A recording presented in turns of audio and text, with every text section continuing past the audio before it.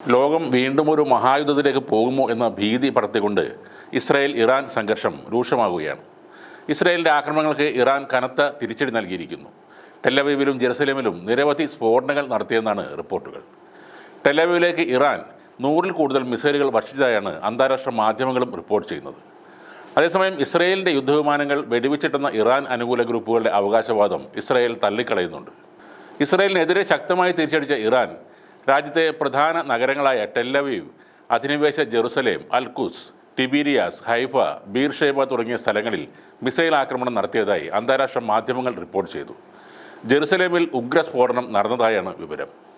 Tel Aviv കേന്ദ്രീകരിച്ചാണ് പ്രധാനമായും Iran ആക്രമണം നടത്തുന്നത്. നഗരത്തിലെ ഏറ്റവും പ്രധാനപ്പെട്ട കേന്ദ്രങ്ങളിലെല്ലാം ഇറാൻ ആക്രമണം നടത്തിയതായി ഫോക്സ് ന്യൂസ് പറയുന്നു. ഇറാൻ്റെ ആക്രമണത്തിൽ ടെല്ലവീവിൽ കനത്ത നാശനഷ്ടമാണ് ഉണ്ടായിരിക്കുന്നതെന്നും കുറഞ്ഞത് 50 മിസൈലുകളെങ്കിലും നഗരത്തിലെ കെട്ടിടങ്ങളിൽ വന്ന് വീണിട്ടുണ്ടെന്നും പ്രസ് TV റിപ്പോർട്ട് ചെയ്തു. നാശനഷ്ടങ്ങളുടെ കണക്കുകൾ പുറത്തറിയാതിരിക്കാൻ ഇസ്രായേലിൻ്റെ ഹോം ഫ്രണ്ട് കമാൻഡ് ഏതാനും വിഷയങ്ങളിൽ മാധ്യമങ്ങൾക്ക് ബ്ലാക്കൗട്ട് ഏർപ്പെടുത്തിയതായും റിപ്പോർട്ടുണ്ട്. തങ്ങളുടെ ആണവ കേന്ദ്രങ്ങളിൽ ഇസ്രായേൽ നടത്തിയ ആക്രമണത്തിന് ശക്തമായ തിരിച്ചടിയാണ് ഇറാൻ ഇപ്പോൾ നൽകുന്നത്. ഓപ്പറേഷൻ ട്രൂ പ്രോമിസ് 3 എന്ന പേരിൽ ഇസ്രായേൽ പ്രതിരോധ കേന്ദ്രങ്ങളിൽ ഇറാൻ ബാലിസ്റ്റിക് മിസൈൽ ആക്രമണമാണ് കൂടുതലായും നടത്തുന്നത്. ഇറാൻ്റെ പ്രത്യാക്രമണത്തിൽ ടെല്ലവീവിൽ 90-ലേറെ പേർക്ക് പരിക്കേറ്റതായാണ് റിപ്പോർട്ട്.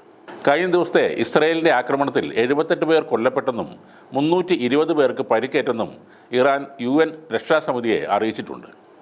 ഇസ്രായേലും ഇറാനും നേർക്കുനേർ ആക്രമണത്തിലേക്ക് കടന്നതോടെ പശ്ചിമേഷ്യയിലെ സംഘർഷ സാഹചര്യം കൂടുതൽ രൂക്ഷമായി. ഇസ്രായേലിന് കടുത്ത മറുപടി നൽകുമെന്ന് ഇറാൻ പരമോന്നത നേതാവ് ആയത്തുള്ള അലി ഖമേനി പ്രഖ്യാപിച്ചതിന് പിന്നാലെയാണ് ഇറാൻ്റെ തിരിച്ചടി ആരംഭിച്ചത്.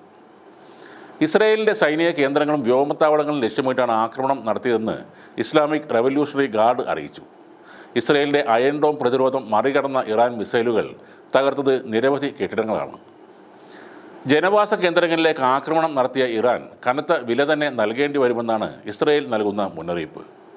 ഇറാൻ്റെ ആക്രമണം സാധാരണക്കാർക്ക് നേരെയാണെന്നും ഇറാൻ എല്ലാ പരിധികളും ലംഘിച്ചെന്നും ഇസ്രായേൽ പ്രതിരോധ മന്ത്രി പറഞ്ഞു.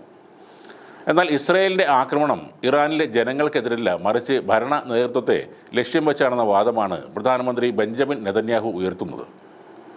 ഇറാൻ്റെ ഭീഷണിയെ നേരിടുന്നതിനായി ഓപ്പറേഷൻ റൈസിംഗ് ലയൺ തുടരുമെന്ന് അറിയിച്ച ഇസ്രായേൽ ശക്തമായ തിരിച്ചടി നൽകുകയും ചെയ്തു. ടെഹ്റാനിലെ മെഹ്റാബാദ് വിമാനത്താവളത്തിൽ ആക്രമണം നടത്തിയായിരുന്നു ഇസ്രായേൽ തിരിച്ചടിച്ചത്. അതിന് പിന്നാലെ ഇസ്രായേൽ യുദ്ധകാര്യ മന്ത്രാലയത്തിൻ്റെ ഹെഡ്ക്വാർട്ടേഴ്സ് ആക്രമിച്ചുവെന്ന് ഇറാനും അവകാശപ്പെട്ടു. ആണവ പദ്ധതി സംബന്ധിച്ച് എത്രയും വേഗം ഉടമ്പടിയിലെത്തണമെന്ന് അമേരിക്കൻ പ്രസിഡന്റ് ഡൊണാൾഡ് ട്രംപ് ഇറാനോട് നേരത്തെ ആവശ്യപ്പെട്ടിരുന്നു. അതിനുശേഷം 60 ദിവസം കഴിഞ്ഞാണ് വെള്ളിയാഴ്ച രാവിലെ ഇസ്രായേൽ ഇറാനിലെ ആണവ കേന്ദ്രങ്ങൾ ആക്രമിക്കുകയും ഉന്നത സൈനിക മേധാവികളെ കൊലപ്പെടുത്തുകയും ചെയ്തത്. അതോടെയാണ് ഇറാൻ തിരിച്ചടിച്ചത്. അതിനു പിന്നാലെ വീണ്ടും ഇസ്രായേൽ ആക്രമണം നടത്തുകയും ചെയ്തു. അതിനിടെ യമനിലെ ഹൂത്തി വിമതരും ഇസ്രായേലിലേക്ക് വലിയ തോതിൽ ഡ്രോൺ ആക്രമണങ്ങൾ നടത്തുന്നുണ്ട്.